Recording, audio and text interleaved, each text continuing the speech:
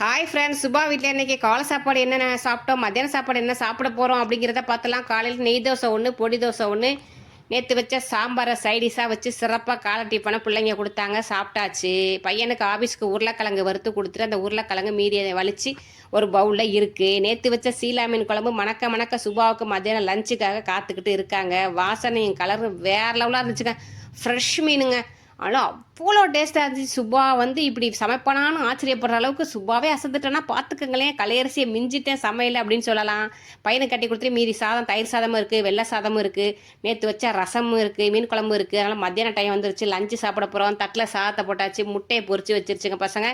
வத்தலையும் அப்பளத்தையும் வச்சு உருளைக்கிழங்கையும் சைடிஷாக வச்சு மீனோடு எடுத்து அந்த சீலா மீன் குழம்ப, பழைய மீன் குழம்பு நேற்று குழம்புக்கு இருக்கிற டேஸ்ட்டும் வாசனை வேறு லெவலு.